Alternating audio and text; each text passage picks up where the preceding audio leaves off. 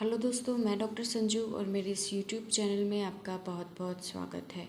दोस्तों, आज के हमारे इस वीडियो में हम बात करने वाले हैं इमरजेंसी कॉन्ट्रासेप्टिव पिल के बारे में, जिसको कि अनवांटेड 72 या आई पिल के नाम से भी जाना जाता है।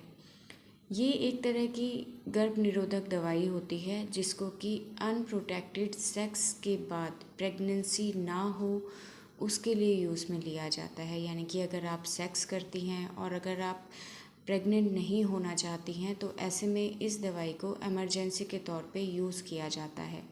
ये एक गर्भ निरोधक यानी कि कॉन्ट्रासेप्टिव मेडिसिन होती है। इस मेडिसिन को लेने के बाद आपको प्रेगनेंसी नहीं ठहरती है, लेकिन अगर आप ऑलरेडी प्रेग्नेंट हो चुकी हैं तो ऐसे में इस मेडिसिन का कोई रोल नहीं होता। मेडिसिन एक सिंगल टैबलेट की फॉर्म में अवेलेबल होती है, यानी कि सिर्फ एक गोली आती है, उसको आपको लेना होता है। इस मेडिसिन को लेने के लिए आपको किसी तरह के डॉक्टर के प्रेस्क्रिप्शन की कोई ज़रूरत नहीं होती है। ये मार्केट में बहुत ईजीली अवेलेबल होती है, यानी कि किसी भी मेडिकल स्टोर से आप डायरेक्ट इस मेडिसिन को यूज़ कर सकते हैं। लेकिन ये एक सिर्फ एमरजेंसी के तौर पे यूज़ की जाने वाली दवाई है। अगर आप इसको रेगुलर बेसिस पे बहुत रेगुलरली यानी कि बार बार इस मेडिसिन को अगर आप यूज़ करते हैं तो इस मेडिसिन के बहुत ज़्यादा साइड इफ़ेक्ट होते हैं। इस मेडिसिन के अंदर सिंथेटिक प्रोजेस्टेरॉन होता है जो कि हाई डोज के अंदर होता है, जैसे कि लेवोनोस्ट्रेजोल। ये एक हाई डोज के अंदर होता है, यानी कि लगभग 150 मिलीग्राम की मात्रा में ये हार्मोन इस मेडिसिन के अंदर पाया जाता है, जो कि एक बहुत ही हाई डोज होती है। नॉर्मली जो कॉन्ट्रासेप्टिव रेगुलर बेसिस पे यूज़ की जाती है, जैसे कि जो 21 दिन वाली गोलियां होती हैं, उनमें ये हार्मोन बहुत कम मात्रा में पाया जाता है। लेकिन इस मेडिसिन को क्योंकि इमरजेंसी के तौर पे यूज़ किया जाता है और सिंगल टैबलेट की फॉर्म में होती है, इसलिए इस मेडिसिन में ये जो प्रोजेस्टेरॉन हार्मोन होता है ये बहुत हाई डोज में होता है। इसीलिए इसको अगर रेगुलर बेसिस पे यूज़ किया जाए तो इसके बहुत ज़्यादा साइड इफ़ेक्ट देखने को मिले। इस मेडिसिन को किन कंडीशन में यूज़ किया जाता है, तो इन मेडिसिन को अगर आप प्रेग्नेंट नहीं होना चाहती हैं तो उस केस में यूज़ किया जाता है। इस मेडिसिन को 3 दिन के अंदर लेना बहुत ज़्यादा ज़रूरी होता है, यानी कि 72 आवर्स 72 घंटे के अंदर अंदर आपको इस मेडिसिन को लेना है सेक्स करने के बाद। आप जितना जल्दी इस मेडिसिन को यूज़ करते हैं, जैसे कि वैसे तो इसका टाइम पीरियड 3 दिन का होता है, लेकिन अगर आप इसको 24 घंटे के अंदर यूज़ कर लेती हैं तो इसकी जो इफ़ेक्टिवनेस है वो और ज़्यादा बढ़ जाती है। नॉर्मली इसके फेलियर जो रेट होते हैं वो 7% होते हैं, यानी कि अगर 100 पेशेंट इस मेडिसिन को यूज़ करते हैं तो उनमें 7% चांसेस होते हैं, 7 लोगों में चांस होते हैं इसके फेल होने के, यानी कि 7 लोगों में प्रेगनेंसी ठहर सकती है। लेकिन अगर इस मेडिसिन को आप 24 घंटे के अंदर ले लेते हैं या उससे भी पहले ले लेते हैं तो इसकी इफ़ेक्टिवनेस कम से कम 95% बढ़ जाती है, यानी कि फेलियर रेट कम होती है। तो इस मेडिसिन को कौन कौन यूज़ कर सकता है या किन फीमेल्स को ये प्रिस्क्राइब की जाती हैं, तो अगर आप किसी तरह का कोई कॉन्ट्रासेप्टिव मेथड यूज़ नहीं करती हैं तो आप प्रेगनेंसी को रोकने के लिए इस मेडिसिन को आप यूज़ कर सकती हैं।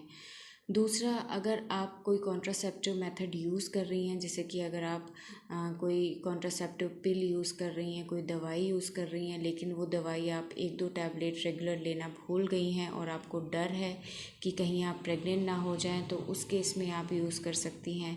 इसके अलावा अगर कॉन्डोम जो है वो रप्चर हो जाता है, वो फेल हो जाता है, तो उस केस में आप इस मेडिसिन को यूज़ कर सकती हैं। या जो अनमैरिड गर्ल्स होती हैं वो इस मेडिसिन को यूज़ कर सकती हैं। इसके अलावा अगर सेक्सुअल असॉल्ट के केस हैं, जैसे कि रेप हो गया, तो उस कंडीशन में भी इस मेडिसिन को यूज़ किया जाता है प्रेगनेंसी को रोकने के लिए। अब बात करते हैं कि ये मेडिसिन बॉडी में जाके क्या इफ़ेक्ट डालती हैं। तो ये जो मेडिसिन होती है आई पिल, ये प्रेगनेंसी को होने से रोकती है। अगर आपके अंदर ओव्यूलेशन नहीं हुआ है, यानी कि अंडा ओवरी से नहीं निकला है, तो ये ओव्यूलेशन को होने से रोकती हैं। अगर ओव्यूलेशन हो गया है तो ये एग और स्पर्म को आपस में मिलने से रोकती हैं, यानी कि फर्टिलाइजेशन के प्रोसेस को रोक देती हैं। अगर इनकेस फर्टिलाइजेशन भी हो जाता है तो ये फर्टिलाइज्ड एग को यूट्रस के अंदर इम्प्लांट होने से रोकती है। तो इन 3 स्टेजेस के अंदर ये प्रेगनेंसी को होने से रोक सकती है। ओव्यूलेशन नहीं होने देती है, फर्टिलाइजेशन नहीं होने देती है, और अगर फर्टिलाइजेशन हो भी जाता है तो ये उसको इम्प्लांट नहीं होने देगी। तो इस तरह से प्रेगनेंसी को रोकने में हेल्प करती है। इस मेडिसिन को लेने के बाद आपको कुछ साइड इफ़ेक्ट देखने को मिल सकते हैं, जैसे कि आपको नोज़िया वॉमिटिंग की प्रॉब्लम हो सकती है, यानी कि जी मिचलाना, उल्टी आना, आपको पेट दर्द हो सकता है, चक्कर आना, सर में भारीपन महसूस होना, पेट का ख़राब होना, पेट में बहुत ज़्यादा दर्द होना, ब्लीडिंग पहले से ज़्यादा हैवी होना हो सकता है। थोड़ा सा आपका जो पीरियड है वो इरेगुलर हो सकता है, यानी कि इस मेडिसिन को लेने के बाद आपकी जो 1-2 साइकिल हैं वो इरेगुलर हो सकती हैं। आपका जो पीरियड है वो टाइम से पहले आ सकता है। तो ये कुछ ऐसी प्रॉब्लम्स हैं जो इस मेडिसिन को लेने के बाद आपको महसूस हो सकती हैं। अगर ये प्रॉब्लम आपको हल्की फुल्की महसूस होती हैं तो किसी तरह से घबराने की कोई ज़रूरत नहीं है। बट अगर बहुत सीवियर पेन आपको होता है या ये सिम्टम बहुत सीवियर आपको आते हैं तो ऐसे में आपको डॉक्टर से कंसल्ट करने की ज़रूरत होती है। तो ये तो कुछ सिम्टम हैं जो कि नॉर्मली देखे जा सकते हैं, लेकिन अगर आप इस मेडिसिन को बहुत रेगुलर यूज़ करते हैं और बहुत बार बार अगर इस मेडिसिन को आप यूज़ करते हैं तो कुछ सीवियर कॉम्प्लिकेशन हैं जो आपको अब फ्यूचर में दिखाई दे सकते हैं। जैसे कि अगर आप इस मेडिसिन को बहुत रेगुलरली यूज़ करते हैं, बार बार इस मेडिसिन को यूज़ करते हैं, तो ऐसे में इस मेडिसिन की जो इफ़ेक्टिवनेस है वो धीरे धीरे कम हो जाती है। आपके जो पीरियड हैं वो इरेगुलर हो सकते हैं, आपको हार्मोनल इम्बैलेंस की प्रॉब्लम हो सकती है, आपकी जो साइकिल है उसकी टाइमिंग जो है वो आगे पीछे हो सकती है, ओव्यूलेशन डिस्टर्ब इसकी वजह से हो सकता है, जिसकी वजह से फ्यूचर में जब आप प्रेगनेंसी प्लान करती हैं तो उसमें आपको प्रॉब्लम हो सकती है। तो ये कुछ साइड इफ़ेक्ट हैं जो कि अगर आप इस मेडिसिन को बहुत लॉन्ग टर्म तक यूज़ करते हैं या बार बार यूज़ करते हैं तो ऐसे में आपकी बॉडी में ये दिखाई दे सकते हैं। अब बात करते हैं कुछ ऐसे सवालों के ऊपर जो अक्सर महिलाएं हमारे पास आके पूछती हैं, डॉक्टर के पास जाके पूछती हैं कि इन दवाइयों को लेने से कोई साइड इफ़ेक्ट तो नहीं होता। तो देखिए, अगर आप इस मेडिसिन को इमरजेंसी के तौर पे लेती हैं, यानी कि साल में 1-2 बार लेती हैं, तो इस मेडिसिन का कोई साइड इफ़ेक्ट नहीं होता, और ना ही आपकी फ्यूचर की होने वाली प्रेगनेंसी पे इस मेडिसिन का कोई साइड इफ़ेक्ट रहता है। लेकिन अगर इसको आप रेगुलर यूज़ करती हैं तो उसकी वजह से आपको प्रॉब्लम हो सकती है। दूसरा, अगर आप ब्रेस्ट फीडिंग करा रही हैं तो भी आप इस मेडिसिन को बहुत ईजीली यूज़ कर सकती हैं। इस मेडिसिन का कोई किसी तरह का इफ़ेक्ट आपके बच्चे पे नहीं पड़ेगा। कई बार क्या होता है, इस मेडिसिन को लेने के बाद वॉमिटिंग हो जाती है, तो अगर वॉमिटिंग आपको इस मेडिसिन को लेने के बाद 1 घंटे के अंदर अंदर हो जाती है तो इस मेडिसिन को आपको फिर से यूज़ करना है।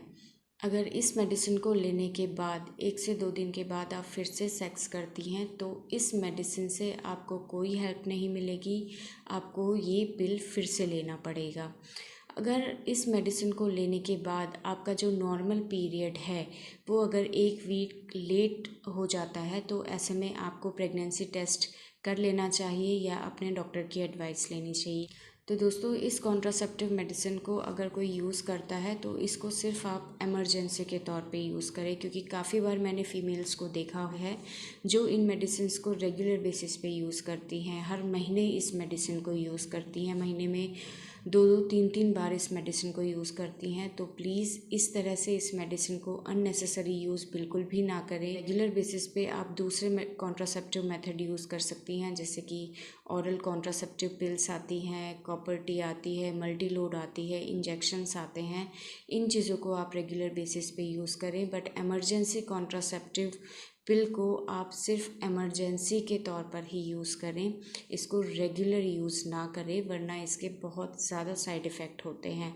तो दोस्तों, ये था आज का हमारा वीडियो आई पिल या इमरजेंसी कॉन्ट्रासेप्टिव पिल के बारे में। वैसे तो मैंने सभी जो नॉर्मली पूछे जाते हैं सवालों के जवाब मैंने दे दिए हैं, बट फिर भी अगर आपका कोई क्वेश्चन है इस वीडियो से रिलेटेड, इन पिल से रिलेटेड, तो आप हमें कमेंट कर सकते हैं, और हमारी नेक्स्ट वीडियोज़ को देखने के लिए चैनल को सब्सक्राइब ज़रूर करें।